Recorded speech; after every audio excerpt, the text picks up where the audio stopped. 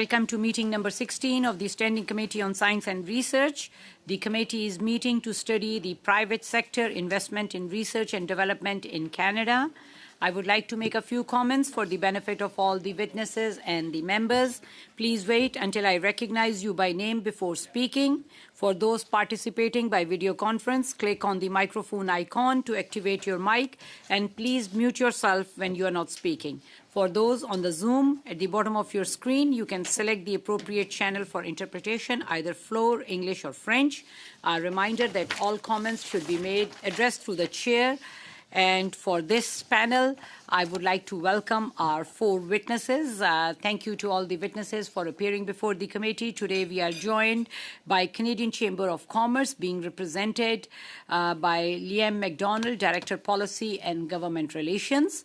We are also joined by Canadian Vehicle Manufacturers Association, being represented by Brian Kingston, President and Chief Executive Officer.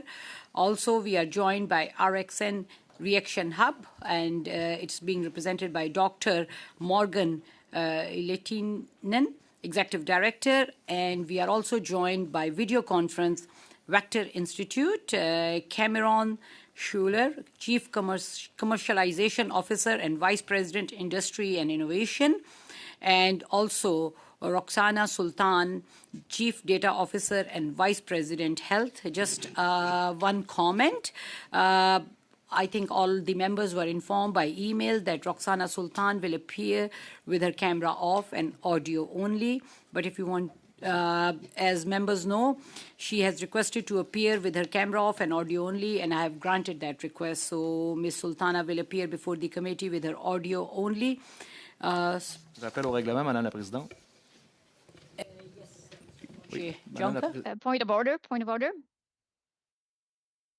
Pour nous consulter concernant l'autorisation que vous auriez. Madam Chair, did you send a message to us to let us know that this person was going to testify without being identifiable by video? Did you send an email about that? Vous avez consulté, c'est la question, Madame. Did you consult us? Did you consult the member of the committee before giving this approval?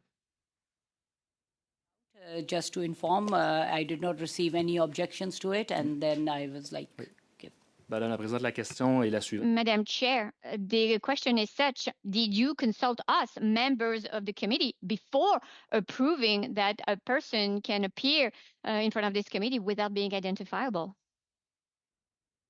You that email was sent out to all the members, and no objection was received, and so I granted that. Donc, ma question, Madame la Présidente, est-ce que vous nous avez... My question, Madam Chair, is did you ask us before approving this decision? That email was sent out to all the members about this information, that she will be only appearing audio only. Okay. No objection was received, and no email was received in response to that email. That's why I granted the permission. Désolé, Madame la Présidente, je crois qu'on se comprend mal. I am sorry, Madam Chair. Maybe you don't understand the translation. My question is, did you approve this witness to appear anonymously without actually authorizing this with the members?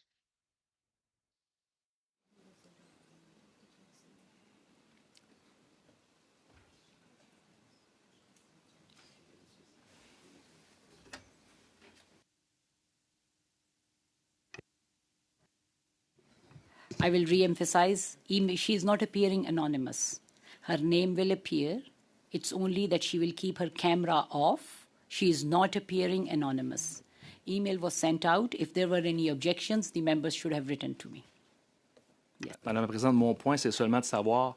Madam Chair, all I want to understand is why did you not ask us for authorization, or did you not consult the committee before you made this decision? Usually, if the information is sent out that this person is requesting to appear by audio only, information is sent out to the members. If members have a problem, then they should respond and request that we need to consult or we need to talk. If in future, if there is something like that, please respond by email or call me to let me know that there is an issue with this, and then we will take due consideration of your concerns. Okay? Okay. Je comprends mal, Madame la Présidente, parce que là, vous avez... I don't understand really. You made the decision.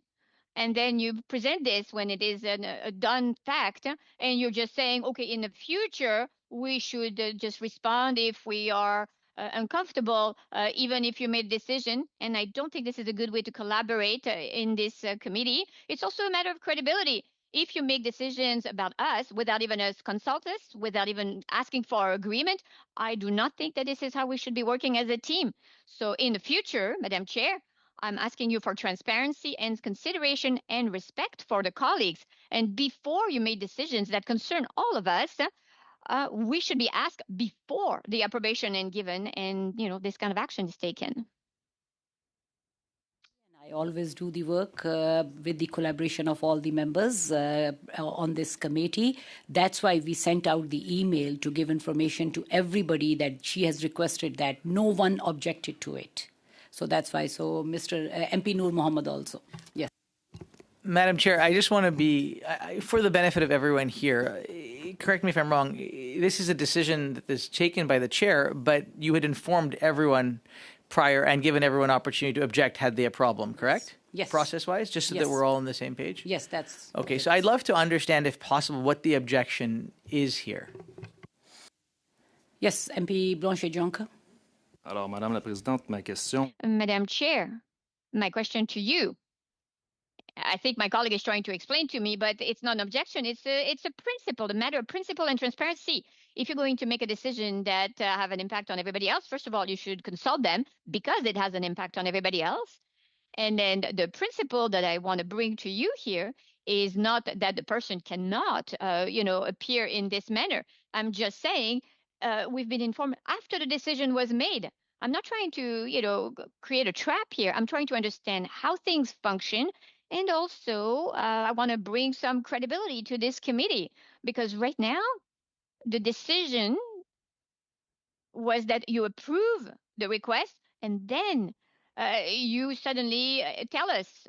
So I'm saying I can't express that I don't disagree. I can't tell this person she cannot come to the committee because you've already approved her request. So for things to be done properly with transparency and coherence, you have to ask people before. Do you agree? Before you make the decision. Because if we arrive here and, suddenly we'll come back on our decision, I think it's the committee's credibility that is at issue and also the way the person is going to perceive that situation. So I'm just asking for this for the future, unless you tell me there's a regulation, that there is a way to work, that, somehow we don't need to be informed or consulted. And once again, maybe my question for you is, if we had expressed a disagreement, what's happening then? Is it based on a vote? Do you need only one person to not agree? Does it take unanimity on the committee? Is this a vote? This is the very first time it happens to me, this kind of situation. So I'm trying to understand here. Blanchet-Jonca. So before making any decision by me as a chair, email was sent out to all the members in this committee. So if anyone have objection, they should have informed us. As chair, it is my duty to call the meetings. It is within my power to have the agenda set. So, but information was sent as it was requested by one of the witnesses to all the members. So before making a decision, I sent out the information to everyone. If in future, if there is any objection to anything, you should respond to me by email or please call me. Alors, Madame la Présidente, je comprends mal le mécanisme. Madam Chair, I don't understand the mechanism, and maybe it's just me here. You're saying, yes, okay, I agree. You did send an email, but in the email, it says that you had already approved that request. And this is where I don't understand. How can you ask a person if they agree when the decision has already been made? This is what I'm trying to understand for the future as well. Like separately? Here, I think we should start the meeting and we will have this discussion. And for future purposes, we will look into this. Okay? Thank you. Je pense que c'est important, Madame la Présidente, pour l'ensemble. I think it is important for all of our colleagues here today. I think they need to understand how the rules are. We need to understand how people are being informed about this. So I think you need to be able to tell us here, clarify, how do we do in the future? Is this a normal procedure for the committee? Could you please clarify this situation? Maybe Mr. Clerk can help us with the procedure here. Is there a rule or a procedure that I don't know? I just want to dig into it because I want to understand how the committee works. As a member of a committee for the last 4 years, I have to tell you, in this situation, I'm very, very uncomfortable right now. There's always been lots of transparency and respect, and what I see is that things are changing. I don't think that this is really the way for us to have a collaboration that will be healthy and respectful. Uh, we want to make sure that all the members are comfortable in the way we are working. And today, I have to tell you, I am uneasy with the way you are trying to close this debate. I'm just trying to ask questions about the procedure. I asked 2 or 3 times the exact same thing. Are you telling me that you made a decision before you emailed me? You seem to not want to understand that. I do not want to enter into a confrontation, but I have the evidence right here in front of me. So it is not simply to try to, save some time. I'm just saying, can we clarify things so that this kind of situation will not happen again? But when I'm trying to do that, what I'm seeing right now is that at the present time, you don't want to deal with it so that everybody has the same information, because this is what equality is everybody needs to be informed about the situation so that we can have the same kind of information. So are the colleagues interested? Do they want to have the same kind of information? And we just try to make sure that this information is circulated by email, or maybe we take a minute during the work of the committee. And I want to thank the witnesses that are here with us today. It's just that in the committee, we don't have, an agenda for today that will allow us to have this kind of discussion. So can we simply clarify the situation today, please? In future, we'll make sure that you are consulted. Everyone is consulted, okay? And but in my capacity as chair, I have the power to make some decisions. Yes, MP Mahal. Madam Chair, if you start a new precedent of consulting each member, that's going to take, I think, or eat additional time of the committee, and we might not be able to do the rightful purpose of why the committee is designed in whole. So the moment you send the notice, I believe it's on the members that they should raise, if they have any objection, they should raise it. So I understand the concerns that my colleague has. I share them partly, but this is not the right platform to discuss those concerns. Yeah, that's what I like. If any member wants to discuss anything in regards to the process, the meetings are held. Like, please feel free to get in touch with me, and either by email or telephone number, and I'll make sure that in future I inform everyone in advance. MP Rana. Thank you, Madam Chair. I think you did your due diligence, and if someone has that kind of, they don't like that, or they have some objection, they can respond in that email. But if somebody did not respond, so it means everybody is okay. We are on the same page. I think we should move forward, please. Thank you. So I think we have heard the concerns, and I will apologize, MP Baldinelli. Just a quick process question, Madam Chair. I'm just hoping that we will have a full hour with these 4 witnesses who've been waiting patiently so that we can get to them further. Let me start, and then I will see what is the situation of the resources. But let me just first start, and then we will go into that. I really want to apologize all the witnesses for the delay, but sometimes in the committee this happens. But welcome, and we will now proceed to the opening remarks. All the witnesses will have 5 minutes for the opening remarks, and we will start with Mr. McDonald from Canadian Chamber of Commerce. Please go ahead. You will have 5 minutes. Oui, Madame la Présidente, membres du comité, je vous remercie de m'offrir. Dear members of the committee and Madam Chair, thank you so much for giving me the opportunity of talking to you today on behalf of 400 chambers of commerces and of all boards of trade and over 200,000 businesses in Canada. So research and development is foundational to modern economies. It stimulates economies, it stimulates innovation, it improves economy, things that already exist, and it reinforces competitiveness across value chains. The benefits extend far beyond individual farms. R&D generally generates knowledge of spillovers, and it supports the creation of high quality jobs. But Canada's economy is at a crossroads. Global competitors, particularly the US, are rapidly expanding incentives to spur business investments. And at the same time, we've got a lot of geopolitical uncertainty, supply chain pressures, and shifting global markets. They are reshaping the environment in which Canadian companies operate. Innovation leadership is increasingly tied not only to economic performance, but to national resilience and sovereignty. International peers in R&D spending. In 2023, Canada spent about 1.8% of its GDP on R&D, which is second to last in the G7 and below nearly two-thirds of OECD countries, who spend an average of 2.7% of GDP on R&D. Persistent underinvestment constrains productivity, innovation, and long-term growth, challenges which are already reflected in growth forecasts of about 1% in the years ahead. This competitiveness challenge is sharpened by recent U.S. policy developments. The U.S. has repeatedly moved with speed and scale, and most recently through the One Big Beautiful Bill Act, which extended full expensing for machinery, equipment, and R&D. Canada's slow response to past U.S. reforms contributed to a prolonged stagnation in non-residential business investment, which remains below 2014 levels.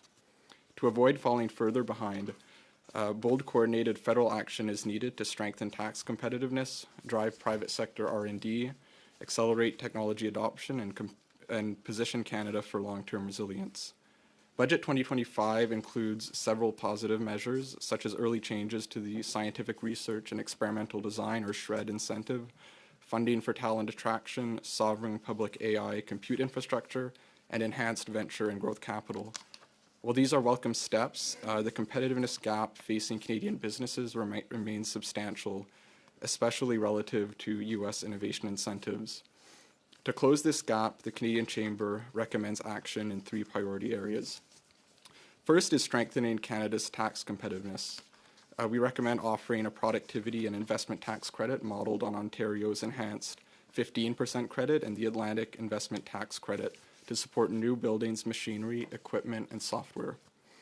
We also recommend permanently extending the accelerated investment incentive to allow full and immediate expensing of machinery and equipment. Permanence would give businesses long-term certainty to anchor production, innovation, and R&D in Canada. Second is modernizing Canada's R&D commercialization and intellectual property incentives. To this, we recommend accelerating long overdue SRED reforms, implementing a pre-approval process, expanding eligibility to commercialization and digital innovation, and indexing expenditure limits to inflation. We also recommend implementing a national patent box regime that provides a preferential tax rate on income derived from IP developed and commercialized in Canada, a proven tool in jurisdictions such as the UK, Belgium, and France. Third is building the workforce Canada needs to support R&D growth and technology adoption. To do this, we recommend conducting a national needs assessment to align training with labor market demand and ensuring fast, predictable foreign credential recognition for in-demand occupations. We thank the committee for undertaking this timely and important study. Strengthening private sector R&D is essential to our long-term competitiveness and growth.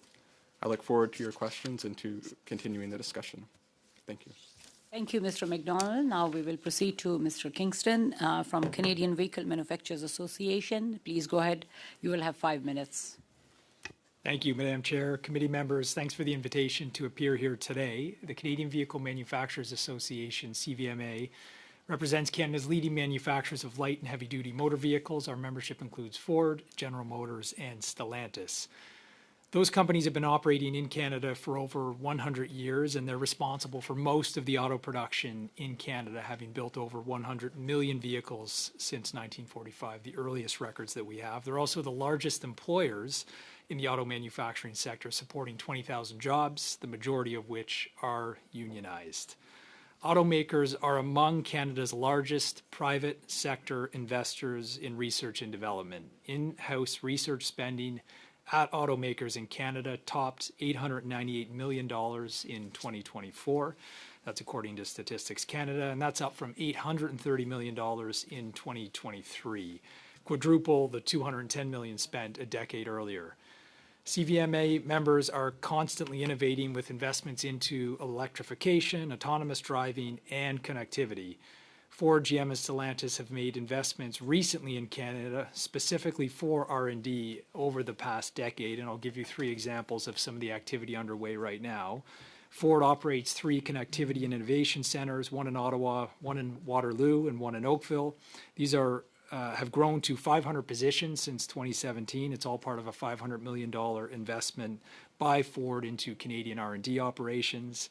In 2021, GM announced the opening of the Canadian Technical Centre, the McLaughlin Advanced Technology Track, that's in Oshawa, and it supports engineering, development, and testing of advanced software and technologies. That institute employs more than 1,300 engineers and software developers across 4 locations in Ontario. And in Windsor, in 1996, Stellantis opened the Automotive Research and Development Centre. That was a $30 million investment, the first partnership of its kind with a Canadian university, so linking the auto sector to academia.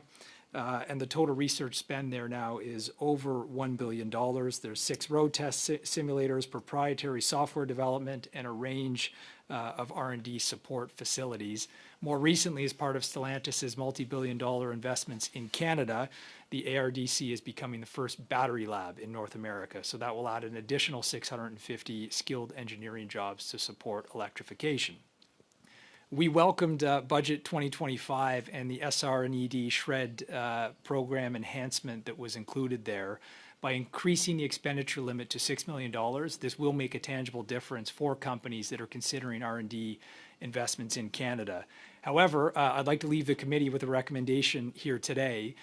There is an important component of auto R&D that is at risk right now, and it's due to CBSA changes to temporary vehicle import letter processes. The temporary import letter provides a mechanism for automakers to bring vehicles into Canada for testing and then return them to the United States. And there is uncertainty right now around that program, delay, administrative burden, any new costs that are added to importing these vehicles for testing will put at risk Canada's role as a location of choice to do R&D in the automotive sector. We've had months of engagement with CBSA, and no options have been presented to manufacturers for review and input. The current process is set to expire at the end of December, and at this point, there's simply not enough time for manufacturers to introduce a new process, so we're asking for an extension to the way that vehicles are currently imported into Canada. We have to make sure that the administrative burden is minimized and that there is an adequate transition time for any sort of new process that CBSA introduces. With that, I thank you for the opportunity to be here and look forward to your questions. Thank you. Less than 5 minutes. We will now proceed to Dr. Morgan Lehtinen, representing RXN Reaction Hub. Please go ahead. You will have 5 minutes for your opening remark. Madam Chair and committee members, thank you for the invitation to speak on this important topic. Before we discuss how to promote private sector investment into university research, I'd like to pause and rethink the question itself, because invention is not innovation. What leaves a university lab is an invention, an idea unconstrained by real-world requirements. And universities excel at generating these breakthrough discoveries, and Canada is globally recognized for this strength. But the private sector invests in innovation, technologies that have been validated, de-risked, and ready to scale. In the sectors that I represent as the Executive Director of Reaction Hub, a scale-up and commercialization hub for chemical technologies and processes that span natural resources, energy, critical materials, or minerals, and advanced materials, those real-world constraints are substantial. Energy, safety, labor, environmental impacts, economics, and physical scale. Universities are not designed to apply these constraints, nor should they be expected to function as industrial innovation agencies. And this is the gap where so many Canadian technologies stall. So the question is not how do we grow private sector investment into emerging innovations from Canadian universities. It's how do we better prepare university inventions to become private sector investable innovations? And there's no shortage of researchers eager to commercialize their work, and national programs like the Invention to Innovation and Lab to Market that are building the crucial talent pools, transferable skills, and awareness. But interest and education alone are not enough. So to advance innovation and enable the scale-up of Canadian technologies in Canada, I have 3 recommendations. The first is to establish a standardized national framework for technology validation. Canada lacks a consistent, evidence-based way to assess the commercial feasibility of early-stage technologies, and without a shared framework, researchers, investors, industry, and regulators often operate without clear communication, specifically around risk mitigation and potential incentives. So that disconnect is a major contributor to what we all talk about as the Valley of Death. But Canada already has an international standard, ISO 14076, the Environmental Techno-Economic Assessment, or ETEA, to which Reaction Hub was one of 2 Canadian contributors to this ISO standard on their standards committee. These ETEAs translate scientific inventions into metrics that matter for economic and industrial decision-making. And to accelerate the adoption, federal programs like IRAP, NSERC, ICED, and NRCan can fund qualified providers to do ETEAs, integrate them into federally funded research and commercialization programs, and expand existing training programs so researchers can apply them themselves early. And the second is to facilitate early and structured engagement between universities and the broader innovation ecosystem. Innovation happens within a community of stakeholders, not within a single institution. So we must establish these consistent practices for engaging partners earlier to limit late-stage surprises due to insufficient analysis, poorly planned commercialization projects, or incorrect budgeting practices. So establishing these new KPIs and reporting metrics for funding programs that promote this early engagement between academic researchers and ecosystem partners can help align incentives and minimize unforeseen roadblocks. And the third is to fund national programs that connect fragmented provincial innovation efforts. Across Canada, government investments are often under-leveraged because our funding programs operate in regional silos. National mandates delivered through provincial frameworks often lead to duplicated programs, gaps for the mid-stage of development, barriers to accessing infrastructure across the different provinces, and a patchwork of funding strategies that make national coordination difficult. So we need true connection funding, programs that link research outputs from universities to pilot facilities, demonstration sites, service providers, and industry partners across the country. These programs should build on experienced agencies and existing infrastructure, not create new layers of competition. And since ecosystems generate retained operational knowledge, each subsequent project an ecosystem works on advances more efficiently and with lower risk than the last. So to end off, Canada is a world leader in invention, but invention alone does not build companies, industries, or national competitiveness. This is a global challenge, and if Canada wants to lead, we must evolve our systems to enable innovation by 1, preparing inventions to scale, 2, supporting the ecosystems that de-risk them, and 3, aligning our national policies with the full commercialization pathway. Current estimates suggest that more than $275 trillion would be needed to reach net zero by 2050 with existing technology development systems, a sign that our models of innovation are not working fast enough. And in a moment of nation building, we can strengthen our domestic supply chains and build critical infrastructure, but we can also build the processes and policies that turn Canada's research excellence into a global competitive advantage. Thank you, and I look forward to your questions. Thank you. We will now proceed to Madame Sultan, Chief Data Officer and Vice President, Health from Vector Institute. So, yeah, we'll have 5 minutes for your opening remarks. Honorable Chair and esteemed members of the committee, thank you for inviting the Vector Institute to speak on this important topic today. You've heard from other witnesses about challenges in Canada's research ecosystem and how these challenges impact private sector investment in research and development. We would like to focus on a specific, actionable solution that's delivering measurable results right now: the capacity to translate research into real-world application across industries. Canada possesses extraordinary AI research strength. We are home to global pioneers, leading universities and AI institutes, and breakthrough discoveries that have shaped the entire field. Yet, there has been a translation gap between innovative AI research and direct impact for Canadian companies and their customers. While the global AI adoption rate for business is 34%, Canada lags at 26%. We've fallen from 4th to 8th place in the Tortoise Global AI Index and risk continuing that trend. To address the gap, the Vector Institute has demonstrated leadership through the creation of a dedicated AI engineering capability that bridges fundamental research and business application. This isn't traditional tech transfer. It's a fast follow capability that can rapidly translate breakthrough research into deployable solutions while managing implementation risks. Vector's AI engineering team consists of scientists and technical professionals who understand both cutting-edge research and business problems. They can define how an AI breakthrough can solve real-world challenges and help Canadian companies implement the technology safely and effectively. Vector's private sector partners derive return on investment through direct access to Vector's AI research innovation and its ability to rapidly convert academic outputs into practical applications that can be deployed to drive measurable improvements in quality and efficiency. A recent Deloitte study commissioned by the Vector Institute reveals that for every federal dollar invested in AI, there was $10.64 in private sector investment in Canada. That's not a theoretical future return. It's happening right now.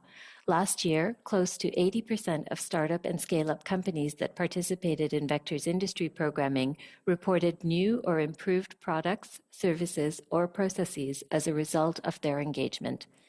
Here's why such results matter for private sector investment. Canadian companies need confidence to invest in AI. Vector serves as a trusted partner in a context where business leaders recognize that they need AI capabilities but lack the expertise to deploy and evaluate AI solutions. Vector helps companies navigate from research to implementation while maintaining the highest standards for safety and governance. The Vector Institute has also observed that government and public sector adoption as a first customer for Canadian AI startups and scale-ups can help demonstrate that AI advancements can be trustworthy, beneficial, and Canadian-controlled. What we are hearing from our ecosystem is that Canada needs to double down on its investments in this translation capability to continue driving private sector investment and measurable returns on that investment. This can be summarized as follows. First, Canada can prioritize sustained funding for research to application translation capabilities, not just fundamental research. The distinction between fundamental and applied research is increasingly irrelevant in AI. Commercial breakthroughs often emerge from fundamental discoveries within months. Second, Canada can support not-for-profit institutions that can work across sectors. Here in Ontario, organizations like the Vector Institute, Creative Destruction Lab, and MyTax generate economic returns because they bridge academic research and private sector applications.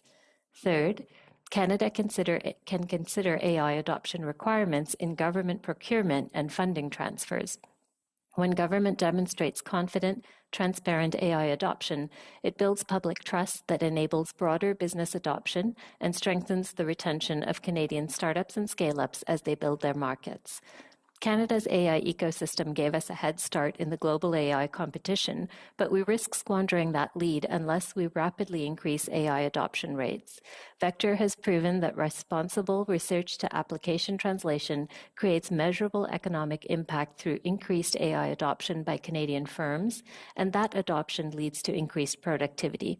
We stand ready to ensure that this trend continues and that Canadian AI capacity makes its way into Canadian firms. Thank you, and we welcome your questions. Rappel au règlement, Madame la Présidente. Oui, Madame Blanchet-Jonca. Merci. Point of order. Yes, I must say that I'm quite uncomfortable with this situation that we presently find ourselves in. I would like to share with the members of the committees, but also to the people who are listening to us right now. I did ask you a few questions at the beginning of this. I received an email on the 13th of November. We want to inform you that Ms. Roxana Sultan will be appearing without her camera on, and the witness will be tested for the sound at the beginning, but there will only be audio. If you have any comments or worries, please inform us of your concerns. So that is an email that I got from the clerk. And as a member, as a parliamentarian, I cannot identify the person who has just spoken. And I think that people who have been following the discussions today and who are here, this is the rather robotic voice that has spoken. So I think the credibility of the committee is at stake. I feel very uncomfortable with this. Is this a procedure that we can accept in the future, that people don't feel that they have to identify themselves visually? And then we have reports, and then we're supposed to present this to Parliament. Madam Chair, I understand that you wanted to be accommodating, exceptionally, make an exception. But I would really like to understand what is going on here. I think that the credibility of the committee is at stake. We have a voice. We can't identify the person. Is it a true person? Can we put this report inside of our report, which is science and research, and then present that to the Parliament and to the government? So I understand, but are my colleagues comfortable with this as well? Does this not undermine the credibility of the committee and how people will perceive us and what they will understand from the reports? And is this democratic institution present here? I don't know why this person decided to undertake these actions. I understand, I mean, I respect it, but I think that for the benefits of the situation, I think that we should try and understand how this has come to pass, because I'm quite uncomfortable, and I can see that many people here are feeling the same way here in the room. Give me 1 second.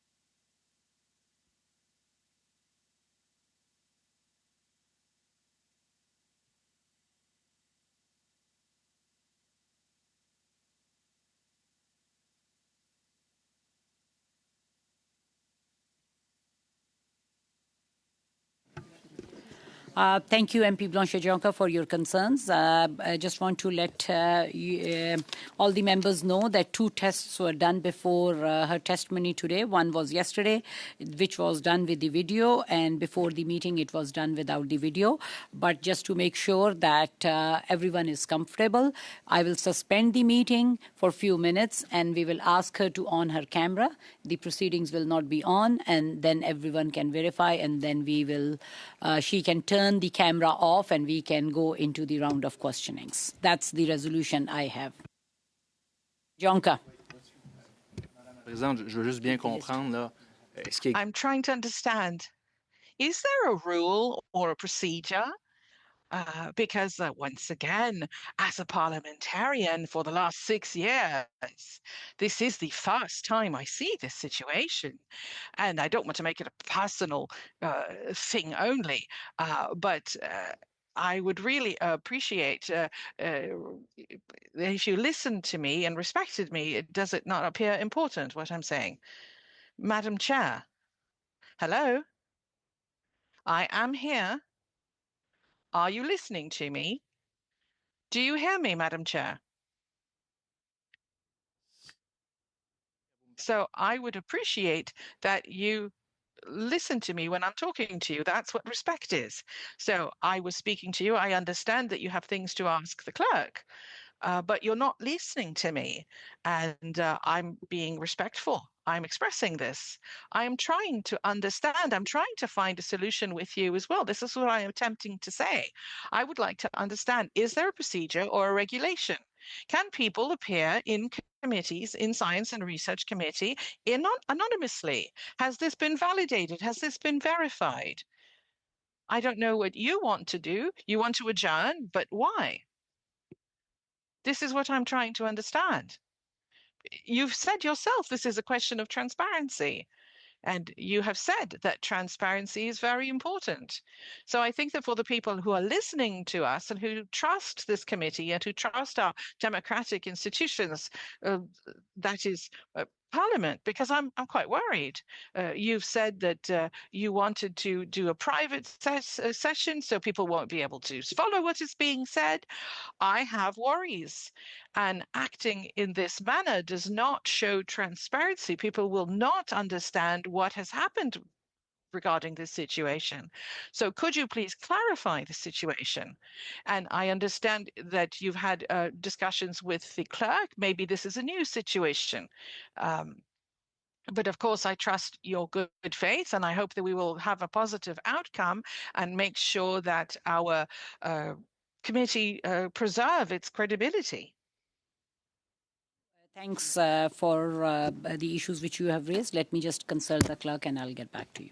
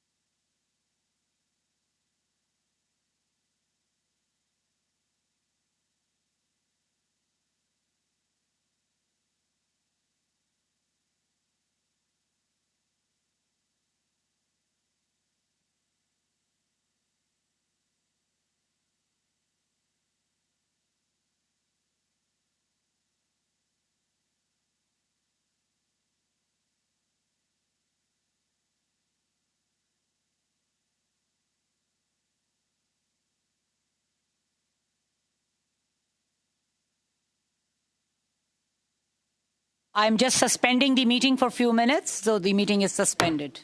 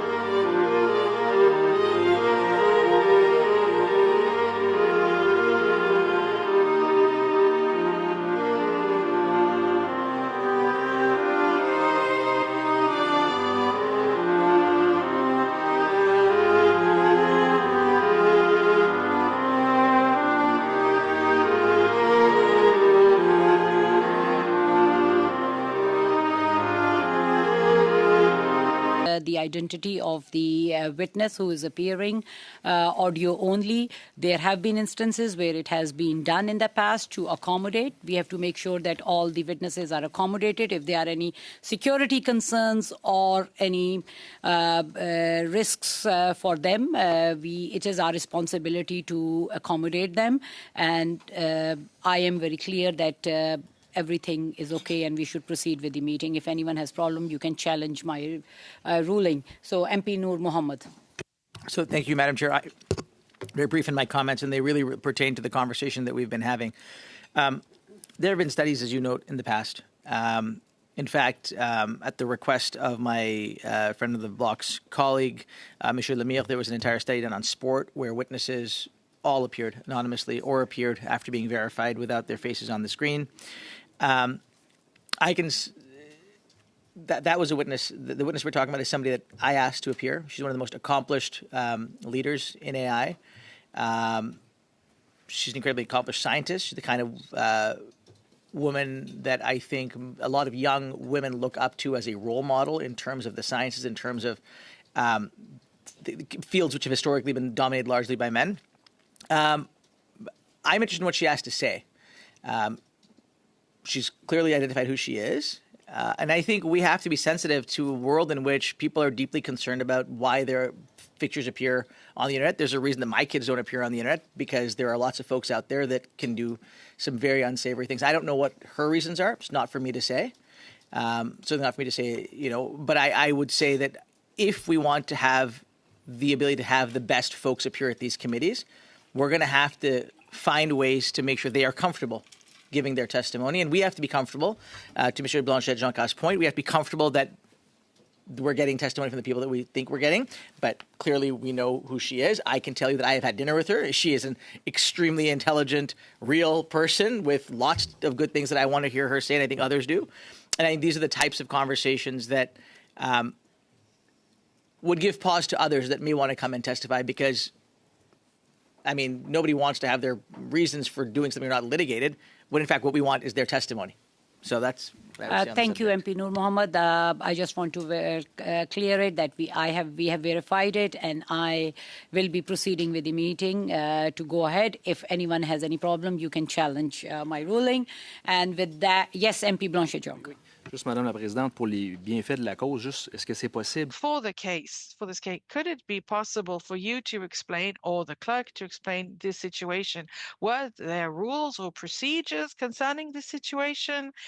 Is this just really unusual? I'm quite happy to find accommodation made. We're trying to decide here, but this is a small group of people who are here today, present in the room, and who have identified this person who was anonymous. And I said so before. I respect this. I respect it if it's for reasons of security or other types of reasons that I don't know anything about. But I understand what Mr. Noor Mohammed saying things. He seems to have information that I don't have. Could he share it? Is it going to give a complete credibility to this testimony? I doubt it. That's why I'm insistent. And once again, I think it is about the credibility of the committee. We've proceeded to an identification, but the public and the majority of the people who are listening to us do not have the same assurance as we do, and having seen the person in camera. And what we did to identify this person, this is what worries me. I feel that there is a precedent that is being created here. And I also feel that the procedure is somewhat nebulous, and we're doing sort of a piecemeal, one at a time type of accommodation. Now, we'll be able to keep this testimony. Will it have to be withdrawn? Can we put it, can it be done later on again?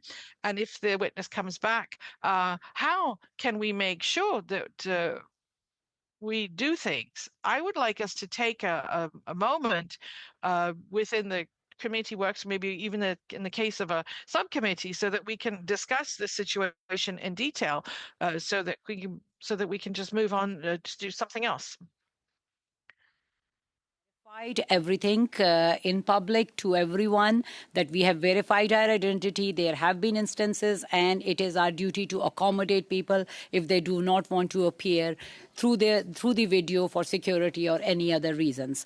This is my ruling that this is in order, and we will proceed with the round of questioning. If anyone has problem, please, you can challenge the ruling of the chair. So can I proceed with the round of questioning? Yes, okay. So we will proceed with the round of questioning. We will have one round of question of 5 minutes each, and we will start with MP Baldinelli. Please go ahead. You have 5 minutes for your round of questioning. Thank you, Madam Chair, and thank you to the witnesses for being with us this afternoon. I'm going to start with Mr. McDonald. Yesterday, the Council of Canadian Academies published a report entitled The State of Science, Technology and Innovation in Canada 2025.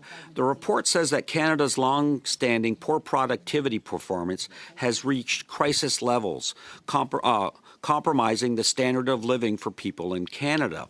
I mean, if you look at the government's own budget documents on page 37, it talks about investment pullback in the first half of the year as business delayed or canceled projects. Private sector forecasters expect investment weakness throughout 2025. Also, on page 53 of the budget, it talks, if Canada's productivity growth had matched the U.S. from 2017 to 2023, the median income of a family with one child would be nearly $11,000 higher in Canada. So my question to you is, has the government acted with enough urgency to address and begin resolving the productivity crisis in Canada? Thank you for the question. We believe there's some good items included in Budget 2025 that I spoke about, the SHRED reforms, accelerated investment incentive. We do think that more could be done on that end. Specifically with the accelerated investment incentive, we would want to see that made permanent. It's great that it's being extended for a few years, but that still brings with it some uncertainty when businesses are investing. Is it going to be extended again, or will it disappear? These are investments that, they're over multiple years, so they need that certainty over a long horizon. You're right to speak about the gap in productivity with the U.S. We know in Canada we invest about a capital investment per worker is about almost half in Canada what it is in the U.S., and that's definitely part of it. So we need to look at what we can do to incentivize that investment. So targeted credits that I've spoken about certainly is part of it. Red tape reduction, which the government is moving on. We're happy to see that and hope to see that continue. Thank you for that response. I'm going to go on to Mr. Kingston, and thank you for appearing, Brian. You had spoken in your opening remarks about the difficulties the CVMA is encountering with CBSA. I mean, as one of the largest R&D investors in Canada, you had talked about $898 million in 2024 alone, and then $830 million in 2023. We're seeing the tangible investment dollars, and yet there's always government bureaucratic obstacles that stand in the way. So how long has this temporary import letter issue been going on? And have they indicated to you that it could be resolved quickly? No, it's been going on for months, and we've been engaged with CBSA constantly. This all has to do with the implementation of the new CARM system, the Customs and Revenue Management System, which has caused serious problems. And so despite trying to find a solution, none have been presented. And I really want to underline this. It puts R&D in Canada at risk if we can't do a relatively simple thing, which is move vehicles back and forth across the border. Can you just verify? You did say CARM, right? It's the problems with CARM, and CARM has been a disaster since its implementation. We did a study at our International Trade Committee, and we had indicated to the government that it not proceed until it was actually ready. It's never proven to be ready, and importers and exporters and yourselves, the vehicle manufacturers, are facing the consequences because of it. I just want to move on. We had a discussion the other day about the government's role on the EV mandate, and it's pausing its decision. quickly, like firms such as Tesla, if they can exceed the 20% threshold, right, while the big three have indicated to the government they're unable to meet that threshold by 2026, so they have to buy credits. So how much have the big three already paid to companies such as Tesla in investments to purchase credits? Yeah, if the federal government does not repeal the EV mandate immediately, automakers that build in Canada, undertake R&D in Canada, will be on the hook for over $3 billion in credit purchases. And as of today, over $1 billion has already been committed. To Elon Musk. This government is empowering and enriching Elon Musk at the expense of jobs here in Canada, because that's another signal to these big three. Why would they invest in Canada? You've already got the tariffs in place. This is just another indication to them that they should leave Canada, and shame on them for that. We will now proceed to MP Noor Mohammed for 5 minutes. MP Noor Mohammed, you will have 5 minutes. This is one of those committee days where I think we're all just going to look back and shake our heads.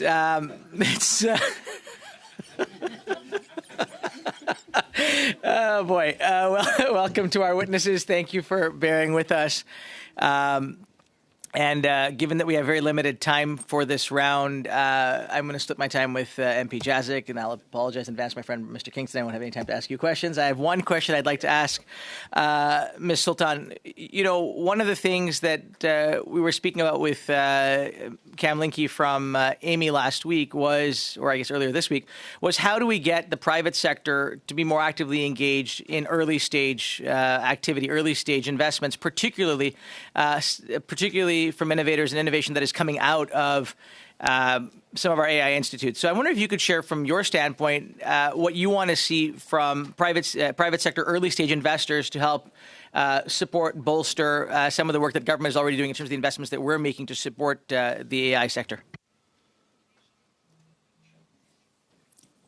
Well, thank you, Madam Chair, for the questions. And obviously, our focus at the Vector Institute is really about how we create the right conditions to drive that private sector investment. And I think there are, obviously no concerns around lack of research excellence here in Canada, but it's really a translation and confidence issue with 3 specific root causes. So first, we do have a cultural risk aversion combined with a lack of trust, and we've seen polls indicating that 51% of Canadians are concerned about generative AI and misinformation, and the Office of the Privacy Commissioner of Canada's public opinion research on privacy issues showed that 83% of Canadians have privacy concerns when using AI tools, and these concerns translate directly into business hesitation. So when business leaders lack confidence in AI safety and governance frameworks,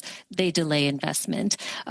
Secondly, we know that there is insufficient research to application infrastructure. So the Vector Institute has observed that promising research areas in AI shift multiple times per year.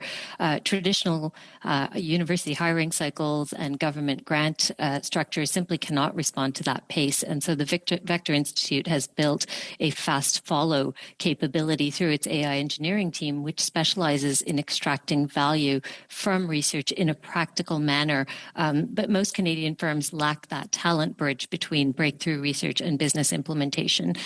So in order to de-risk and to drive confidence, we need to bridge that more effectively. And then thirdly, demonstration effect from government cannot be understated. When only 26% of Canadian companies adopt AI versus 34% globally, it reflects a lack of confidence. So the more that government can demonstrate confident, transparent AI adoption in its own operations and in the sectors that it funds, private sector confidence can follow, and we can drive that investment to continue to move up. Government itself can really be the proof of concept that shows AI can be trustworthy and Canadian controlled, or it can facilitate market access for AI startups and scale-ups in Canada to create a pathway to securing their first institutional customer. Thank you. Thank you, Madam Chair. I apologize because of all the commotion. I'm not quite sure whether it was Mr. MacDonald or Dr. Lettinen, but there was a reference to Canada learning from other jurisdictions, and specifically the UK and Belgium. It was Mr. MacDonald, I think. Could you elaborate specifically what are they doing that we should be doing here? Yeah, thank you for the question. So that was a reference to a patent box regime, which those countries have. Essentially, a patent box is a preferential tax treatment for intellectual property that's developed and then commercialized in Canada. So it's preferential tax treatment for the revenue that's earned from that intellectual property. So the goal being to incentivize more intellectual property assets. We know that's one area in Canada where we lag quite a bit. International partners, and we have quite a large trade deficit in IP. So that's essentially the logic of a patent box. There was a study done in the UK after they introduced theirs, and they were able to measure an increase in assets with the companies that had used it. So, thank you. Dr. Lettinen, you were nodding. Do you agree that this would be an asset for us? Yes, it's when looking at how do we protect, keep, and allow the IP that's developed here to flourish. It's a combination of learning from others and adding measures that can support that, and then adding on to that, ensuring the ecosystem is able to foster an environment. Sorry for interrupting. So a mixture of policy and people. Time is up, and maybe if you want to send something in writing, that would be great. We will go to MP Blanchet-Jonca for 5 minutes. Please go ahead. Merci, Madame la Présidente. Je ferai un point d'information avant de débuter. Madam Chair, before I start, I just want to have an information. How are we going to continue for the rest of the committee? We were supposed to have a second hours. We have witnesses that are waiting for us. So how do you want to proceed for the rest of the meeting? That's all I'm asking. We will end this panel and we will go to the next panel. Merci beaucoup. Merci. Thank you very much. Thank you to all our witnesses who are here with us today, and I also thank them for their understanding with this unique situation that we face. First question for Ms. Lettinen. Canada and Quebec is very good at research. We have a lot of people who have potential, but it takes support to be able to develop our potential. And I think you say yourself, commercialization, industrialization of our discoveries, it just doesn't follow. So could you maybe explain why do you think Canada has this chronic incapacity to transform these technical discoveries in economic benefits? Thank you for the question. It's a very important one. As you mentioned, we have a difficulty in translating those inventions to the innovation. And I'm going to speak specifically from the chemical and the clean technology sector, which I represent, in that bringing those to the market are extremely expensive, need an extremely multiple and diverse expertise from the scientists to the engineers to the industry adopters and the wraparound business expertise. And additionally to that, there's this valley of death because of the complexities that go in. And I think what we need to do to ensure we can translate those to economic benefit is one that I had mentioned as one of my recommendations, is really creating a national framework to be able to speak the same language so that we can validate and de-risk the technologies earlier so that private sector adopters, they're feeling more comfortable and be able to get the dollars into those technologies and move them along. That's also coupled with critical infrastructure. The facilities and the place, the laboratory, piloting scale, demonstration is all that you need differ the entire commercialization pathway. So, for example, our facility has over 200,000 square feet. We have physical infrastructure to bring those technologies to market, piloting and demonstration bays, and being able to work with other organizations across the country. Vous comprenez. Merci de nous donner plus de détails, mais je pense... Sorry, thank you for the details, but I think I have the answer to my questions. Canada says that they want to be the leader in innovation, but in the last budget, what do we see? Oh, we're cutting in research. So there's going to be a reduction of 2%, no increase to support the next generation or the various bursaries. So I have difficulties understanding. If I have a plant, I have a plant at home. If I don't water that plant, do you think this plant's going to be able to grow? Yes, if we don't have the continued investment into bringing those technologies through, so that's where connection funding to strengthen the service providers and ecosystem partners that are there to further facilitate and move these through. Madame Lieutenant, moi, je vois une incohérence totale entre les... I see that there's a disconnect between the actions of the government and the messages. We will be told we want to be the best, but we do not give the support so that we can become the best. So what we notice also is that we don't want to help people who are here and have a lot of potential. We are going to help people that have a lot of talent, but they are going to be abroad. 1.7 billion to attract foreign talents, where we have very good talent here, people like you who do research. We are not at the same level in the world when it comes to the caliber of our laboratories or research center. So I'm very worried when I discuss with researchers. I think it's a problem of communication. Maybe the high prestige university, they're, throwing the red carpet to welcome those researchers. They're going to come here a few years. Maybe they'll leave after that. Maybe they're going to take a little photo safari of our laboratory, and then they're going to put this on social media. Yeah, the university will look good. The government will have great press conferences because they'll welcome the best researchers on the planet. But what I'm asking you is, don't you think that the government's message is in fact breaking the chains that allows us to transfer this research to the market, whereas we should develop this research and the entire ecosystem? Your point on we need to ensure that we're developing and putting the energy investment and policies to be able to have the existing research centers, universities, professors, innovators, and the ecosystem that is there to take them to the next phase. So I think I believe that your comments on we need to strengthen the ecosystem, yes, and how we do that is ensuring that we have efficiencies in connecting with each other and then having these strategic Sorry for funding interrupting. programs. Time is up. And if there is anything you would like to respond in writing, that would be great. And with that, this panel comes to an end. I really want to thank the witnesses for appearing and for your patience in dealing some administrative matters. So I really want to apologize for that. And with that, the meeting is suspended for quick turnover to the second panel. Please, for all the members, don't take much time, 2-3 minutes. I'm suspending the meeting.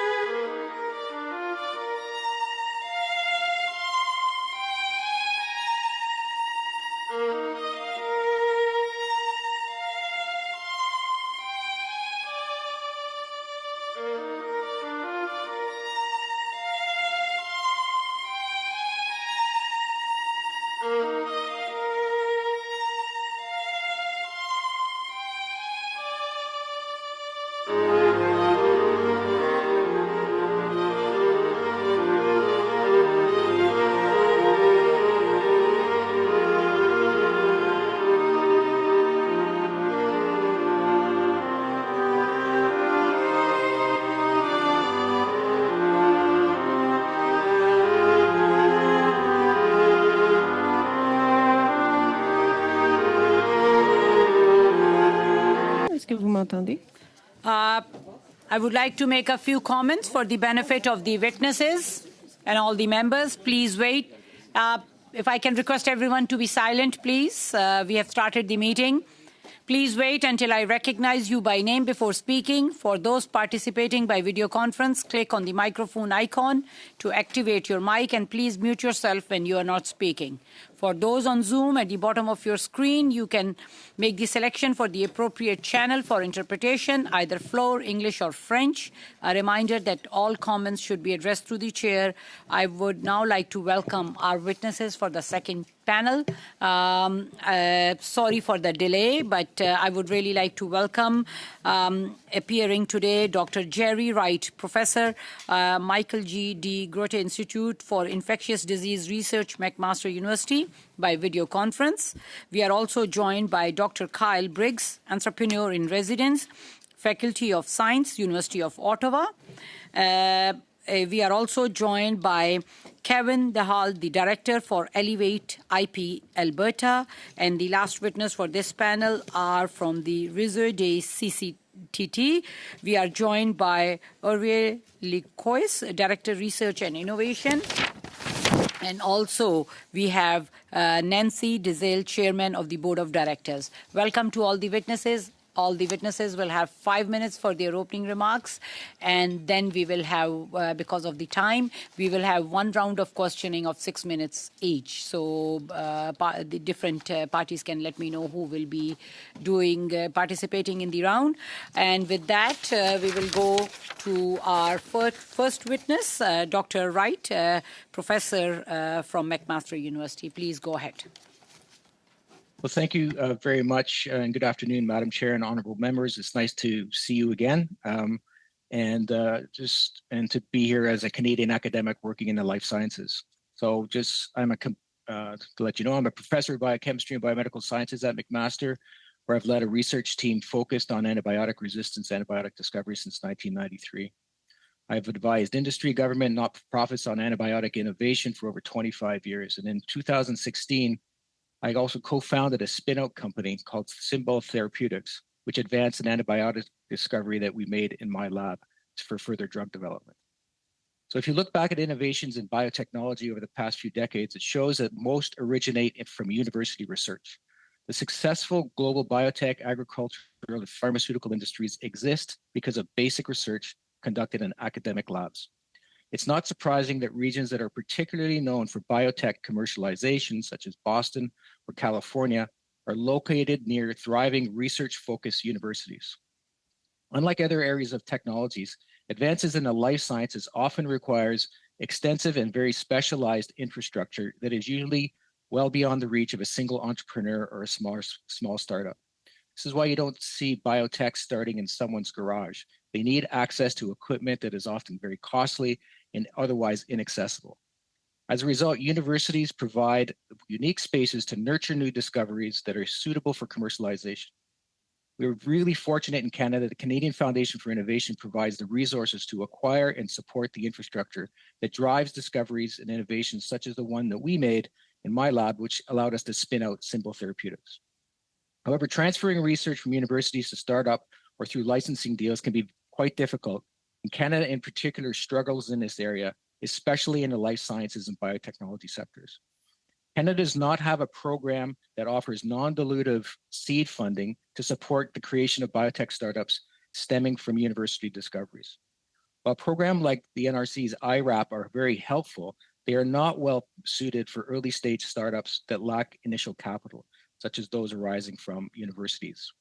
The Small Business Innovation Research Program in the United States, also called SBIR, provides successful examples of competitive seed grants for small startups, helping them generate enough data to attract private investment. A similar program in Canada would not be very costly and would significantly boost the emergence of new biotech startups. And I note that several of the PhD and postdoctoral fellows that I have trained in my lab at McMaster are now working in the US for companies funded through SBIR program. I would love to see them join Canadian startups. Similarly, high-risk private capital is limited in Canada.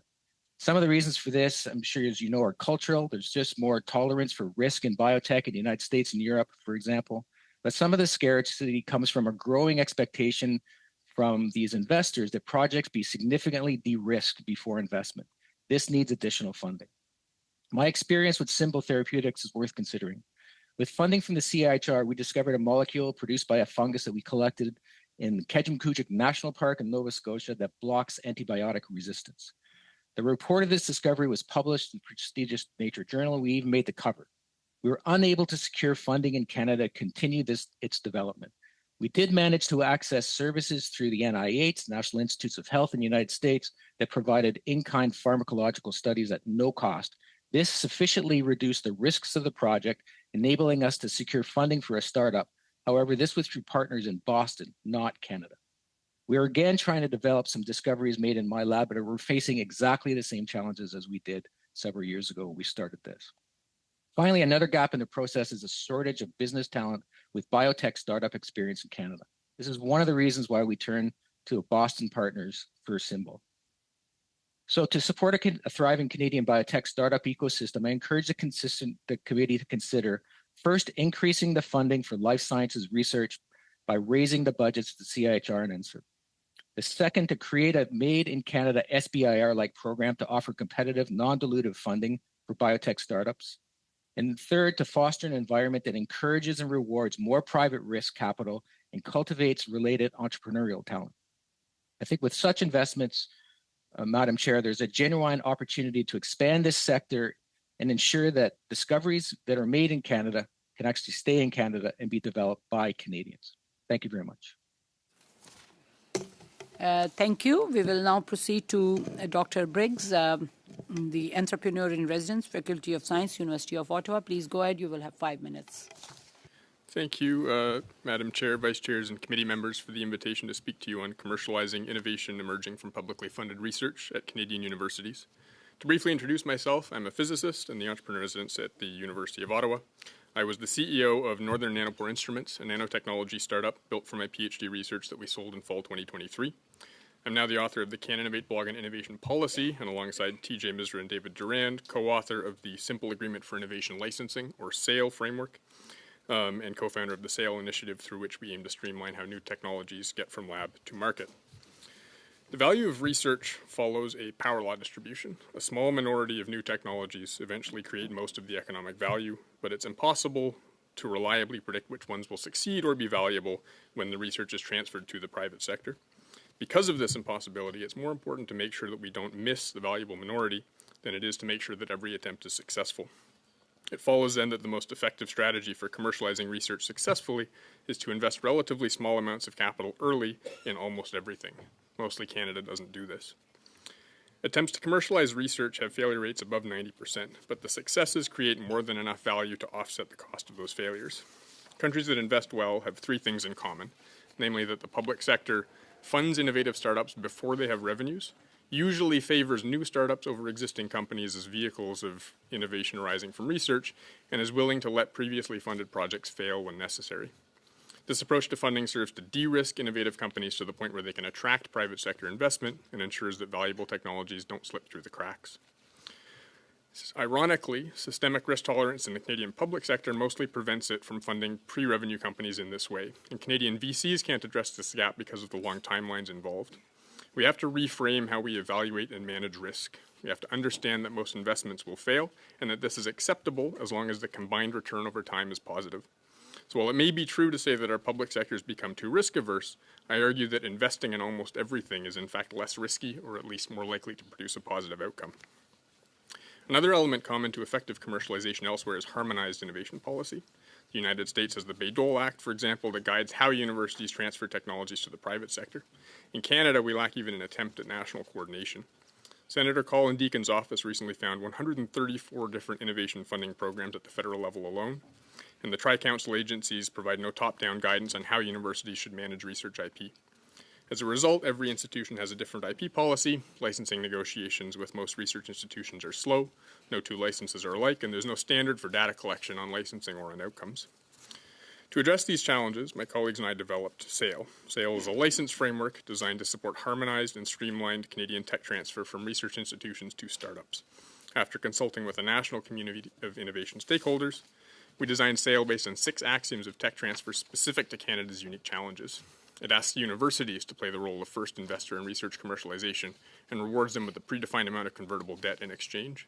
The framework can be easily amended with legal advice to support a variety of startups more efficiently and effectively than building a new license each time. We're also working to adapt a risk-tolerant funding mechanism that has been highly successful in the UK, where it created an estimated $7 of economic value for every dollar of input. The model uses venture philanthropy delivered through a public-private partnership, combining public funds with private donations and university contributions to create a charitable investment fund that reinvests all returns to ensure that it's self-sustaining. Variations on this model have been implemented at a handful of Canadian research institutions, most notably the USEED Fund in Calgary, and we propose to implement it at the national level. Policies to promote and grow private sector investment in research can only be effective if we increase the pool of investable, innovative companies. To do that, we have to first build a better bridge from lab to market. I recommend that Canada embrace strategic risk-taking, deploy public funding toward pre-revenue startups commercializing Canadian research by trialing venture philanthropy delivered as a public-private partnership with a national scope, and nationally harmonize a Canada-first approach to management of the IP arising from publicly funded research. Thank you, distinguished members of the committee, for your time, and I look forward to your questions. Thank you, Mr. Briggs. Now we will proceed to Mr. Dahal for 5 minutes. Please go ahead. Thank you for the opportunity to appear here before the committee. My name is Kevin Dahl, and I'm the Director for Elevate IP Alberta, an ISED-funded program working to increase the quality and quantity of intellectual property that powers Alberta's startup ecosystem. Our program resides within Innovate Calgary, which is a wholly owned subsidiary of the University of Calgary. Elevate IP doesn't just operate in Alberta. It's a national program delivered in partnership with recipients across Canada, including New Ventures BC, Northforge, Communitech, Maine, and Springboard Atlantic. Together, we've created programs and partnerships that empower startup companies to take control of their intellectual property, which has resulted in over 800 IP strategies being developed and over 1,600 new IP applications filed by Canadian companies to date. We were pleased to see a commitment to renew Elevate IP in Federal Budget 2025. Madam Chair, Canada has no shortage of world-class ideas. What we lack is the ability to consistently turn those ideas into Canadian-owned intellectual property and ultimately into prosperity for Canadians. For too long, we've measured innovation by how much we spend on research and development, but innovation is not measured by inputs, it's measured by outputs. The patents that we secure, the data we safeguard, and the companies that we build here at home.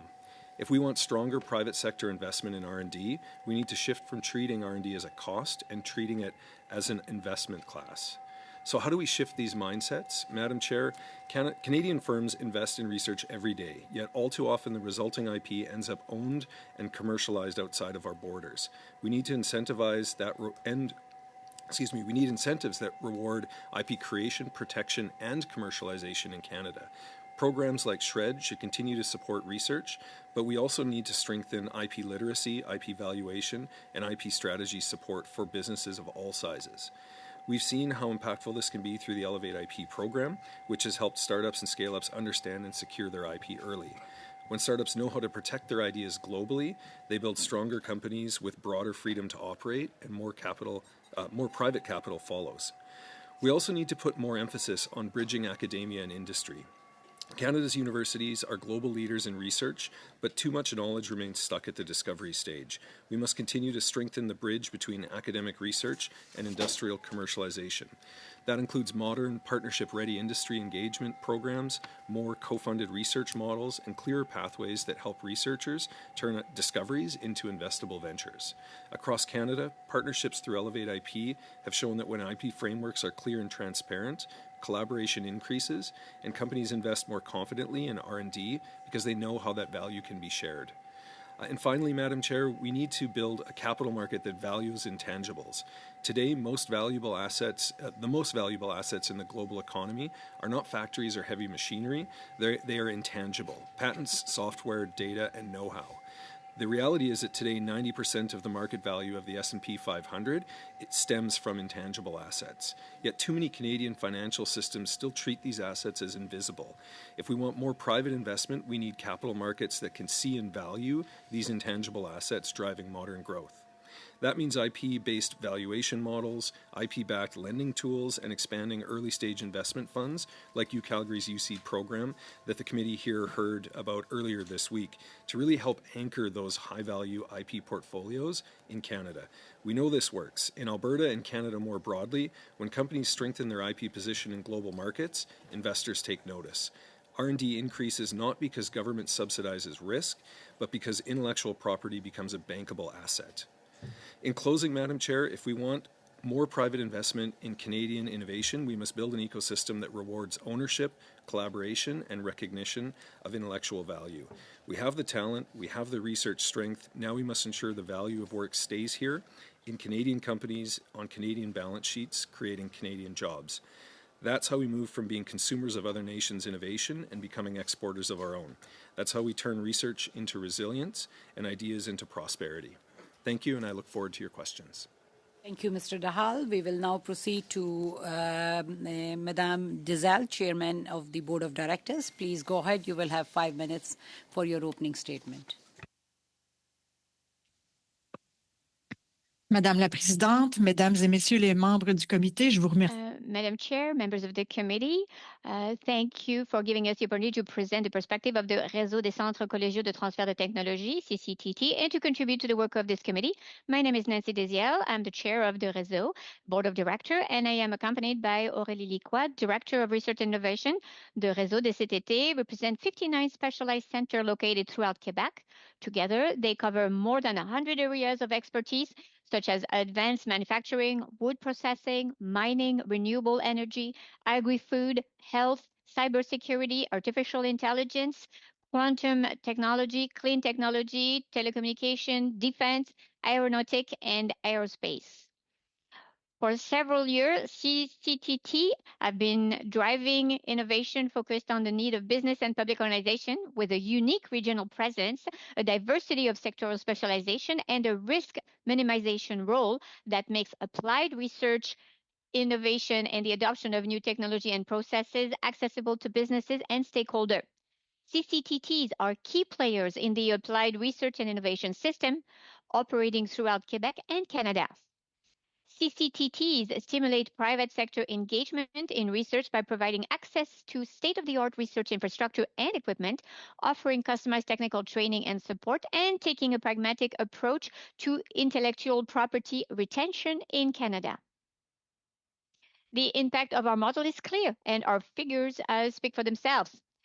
For 23-24, CCTTs represent 2,300 professional, scientific, and technical experts serving businesses, 13,750 projects carried out annually with 6,000 businesses, mainly SMEs, 18,000 students reached through its activities, 935 interns, 192 million in revenue, including 68 million from the private sector and NPOs, 325 businesses created, 240 patents, declaration of intervention and licenses, 648 processes created or improved, 1,048 new products developed, representing a 42% increase over 3 years. As Canada faces major political and socioeconomic challenges and seeks to leverage scientific and technological advances to stimulate the economy and identify solutions to the issues that we face, it is essential to continue to support the applied research and innovation capacity of our businesses. Following the latest budget, with its massive investment in defense capabilities, CCTTs are already positioning themselves as key players in dual-use applied research, meaning technology developed in a defense context that can be adapted and transferred to the general population. Cybersecurity, telecommunication, energy, and digital transformation are concrete examples of technological fields that can have tangible benefits for Canadian businesses. Despite the significant contribution of colleges and CCTTs to innovation led by businesses and SMEs at the heart of our economy, they receive less than 4% of federal research funding from the 3 granting councils. Furthermore, although 2025 budget recognizes the fundamental importance of research and innovation to the economy, it does not include any additional investment in the main vehicle for funding applied research in colleges and CCTTs, the College and Community Innovation Program. Without additional funding in this program, meaning a return to 2023 funding levels, And without explicit and intentional measure to mobilize applied research and technology transfer led by colleges and CCTTs, we anticipate losses in innovation and support capabilities that will jeopardize the ability of businesses and SMEs to innovate, increase their productivity, and diversify their market. To avoid damaging the unit ability of CCTTs to contribute to the success of our businesses and our economy, we propose 1. The government must maintain an increased investment level in the college and community innovation program, at least 108 million. As part of this investment, the government should also address existing funding inequalities between CCTTs and technology access centers in Quebec and the rest of Canada. Second, the government must work with funding councils to ensure that CCTTs are fully eligible for federal research and innovation programs focused on innovation at intermediate level of maturity up to commercialization. And finally, the government must mobilize and provide more funding for applied research infrastructure as vehicles for innovation focused on the needs of industry and commercialization in strategic industrial strategy, particularly in defense, energy, digital, and critical material. Canada has an immense potential. To fully realize it, we must strengthen the link that transforms knowledge into growth through applied research and technology transfer. We are ready to contribute even more in partnership with universities, businesses, and government. Thank you for your attention. We will now proceed with our round of questioning of 6 minutes each, and we will start with MPD Ritter for 6 minutes. Please go ahead. Thank you, Madam Chair. I'm going to split my time this evening with my colleagues. My question is for you, Dr. Wright.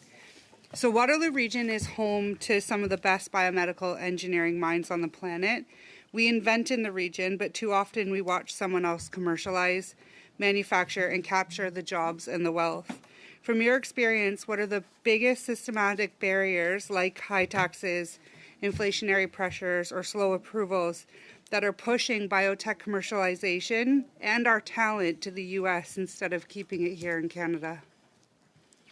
Well, thank you for that question. I'm a proud alumnus of the University of Waterloo, so I understand it.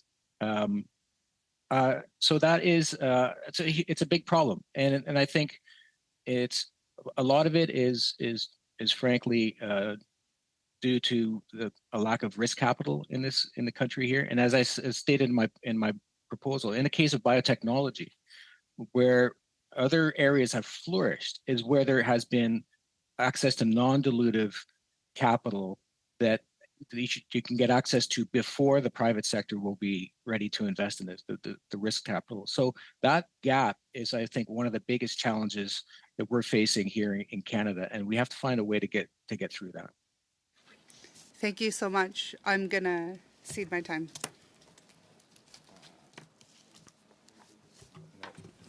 My questions would be for Mr. Briggs. So, as you know, the Liberals have passed their costly credit card budget just this week, and I'm going to read directly from page 281. And it says in that page 281, while U.S. business investment has grown steadily, Canada's has remained close to its 2015 levels. And it's also no coincidence that in 2015 the Liberal government was first elected. I'm going to continue quoting. Canada's growth has been held back by weak productivity associated with low investment in business capital, particularly in machinery, equipment, and intangible assets like intellectual property. So my question is, do you think that's the result of failed government policy in the last 10 years? Thank you for the question. I'm going to echo my colleague in saying that one of the key issues that is holding back Canadian innovation and investment in innovation is this valley of death, this difficulty accessing risk capital to get technologies to a point where the private sector can invest. There are numerous examples to draw on. We heard about the SBIR earlier. There are successful examples in France. The UK was one that I mentioned earlier, where the role of the public sector and the impact of public sector funding is highest when it is invested early in the pre-revenue stages of getting things across to the point where business can invest. There are also knock-on effects on the competition side in terms of business investment in innovation.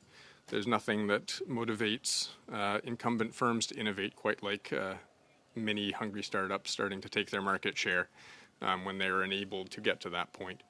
And so I really do think the core of the issue is what my colleague said earlier, which is a lack of risk-tolerant funding for that first stage of innovation, getting across the valley of death, as it's called, and enabling the creation of firms that both motivate investment from incumbents and enable innovation to get out of the lab. Thank you. Thank you, and thank you to the witnesses that have come forward to the committee today. My question is for Mr. Dahl, but before I ask the question, a brief overview. In our meeting of November 3rd, Jim Basili, founder and chair for the Center for International Governance Innovation, was quoted saying, "When I last appeared before this committee in March 2023, I focused on Canada's failure to adopt a framework to own, control, and commercialize intellectual property from this publicly funded research and development. I recommended building institutions and capacity for the knowledge-based and data-driven economy. Since then, there's not been a single new policy or institution created to meet the need for strategic reorientation. So, Mr. Dahl, in your view, what are the most significant risks Canada faces if we continue without establishing the institutions for the knowledge-based and data-driven economy he recommended?" Thank you for that question. I'm familiar with some of Mr. Balsili's comments as we've worked in partnership with some of the organizations that he chairs and has created. And I think that, as I highlighted in my speech earlier, the opportunity is now. Other countries are looking at ways to value intangible assets to create the institutions that you mentioned. And also, as I mentioned in my speech, we did see a commitment to re-up the Elevate IP program along with Innovation Asset Collective and the NRC IRAP IP Assist program. So I think that we are looking to establish some of those institutions and some of those solutions, I guess, to the challenge that we have today. But the work is not done. We need to continue. Thank you. Excuse me. Time, Madam Chair? 20 seconds. I yield my time. We will now proceed to MP Rana for 6 minutes. Please go ahead. You have 6 minutes. Okay. Thank you, Madam Chair, and thank you all the witnesses for being here with us to discuss this very important topic, like the private sector investment in science and research and development in Canada. Thank you very much. And my question is to you, Dr. Wright. Thank you very much for being with us today. And you are from McMaster University, which is like a little portion is in my riding, Hamilton Center. And last week I visited your university, medical and nuclear department, and you guys are doing a fabulous job. My question is to you. So what are the biggest challenges Canadian researchers are facing when trying to commercialize their pharmaceutical research and bring it into the private sector? Well, thank you very much for that, and I'm glad that you enjoyed visiting with Minister Joly. It was great, really great to have you here. Yeah, I think as you're hearing, there's a common theme, and one of our biggest challenges is a lack of risk-averse or lack of risk funding that can actually move these discoveries from the laboratory. These are all very early stage discoveries, so we need to de-risk them significantly in order to get these moved forward. And as you've heard from my colleague from the University of Ottawa as well, that a big challenge is a lack of ability to move these and a lack of non-dilutive funding to move these discoveries towards commercialization. I'm confident that if we find a solution to that, and that there are great models out there to follow, we don't have to reinvent the wheel here, that we will be able to move the needle in this area very, very significantly and to the benefit of all Canadians. Thank you. And could you please discuss the importance of a private sector investment in pharmaceutical space? Are there any safety considerations for not investing in Canadian pharmaceutical companies? Well, we've seen what happens if we don't have access to, if there's no Canadian companies that are working in this area. We saw that during COVID. We end up being not on the leading edge of new discoveries, or not on the receiving end of new discoveries either. We're seeing this now in in the pharmaceutical industry and antibiotics, for example. So those are the risks that we face. What we face is a lack of access to new drugs if we don't help build this area. Thank you. And can you speak to how Canada's approach to commercializing health research and attracting private sector investment differs from those of other countries and jurisdictions you have seen or worked with?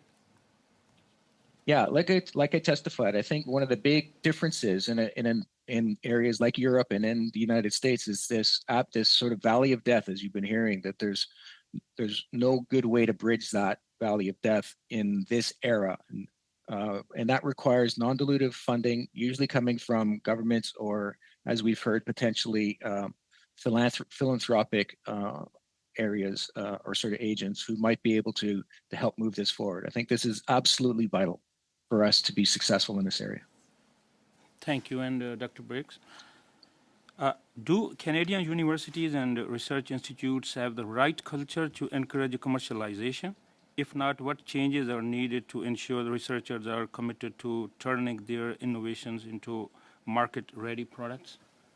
Thank you for the question. One of the themes I touched on was harmonization or fragmentation of policies. I think one of the barriers to post-secondary commercialization is the fact that we don't have a harmonized approach to managing the intellectual property arising from publicly funded research. Every institution handles this in a very different way. They all have different models of licensing.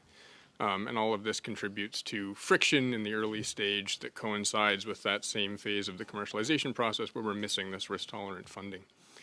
And so that's sort of the core of one of the recommendations that I made, which is to harmonize the approach and to have granting agencies providing active guidance on how universities should be managing the intellectual property arising from the research that they're funding.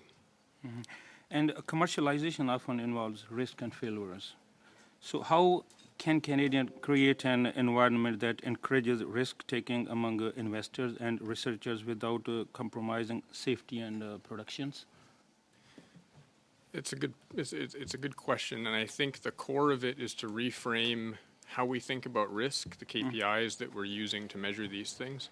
Currently, most of the programs, both at institutional and public sector level that are interested or in supporting commercialization, try to pick winners. They try to evaluate the success or failure on an individual project basis. And I think to be successful in commercializing research, which, as you mentioned, has this very high failure rate, we need to think about aggregate impact. We need to think about risk at the level of an entire portfolio of projects as opposed to individual projects.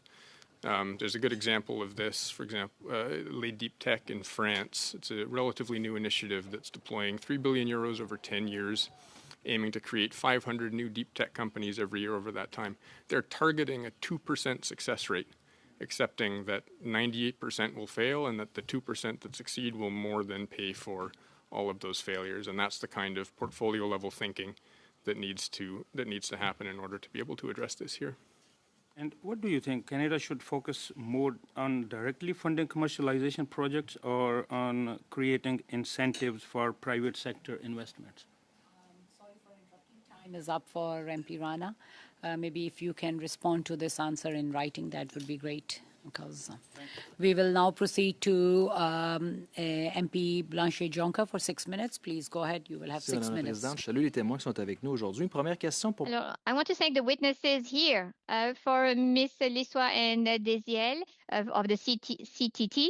I want to talk about the structural inequity that really penalizes Quebec and also slow down our effort. What I want to say is specifically about the financing of some technology access centers receive from Quebec, from the engineering research. It doesn't seem to be the same amount of funding that is being received between Quebec and others. Okay, so in fact, in the program of access to technology center, there is a structural inequity that exists since the beginning of the program in 2012, and the amount that is given each year for the Canadian province is 350,000 for provinces, but it's $100,000 for those in the province of Quebec.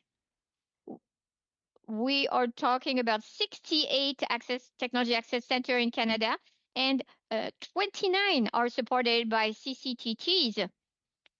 We receive almost half of the access centers in Canada. And if you look at the matter of deficit on 29 center with $250,000 per center, that's $7 million deficit per year. So since 2012, the beginning of the program, I'm leaving you to calculate this, we are approximately at $90 million difference.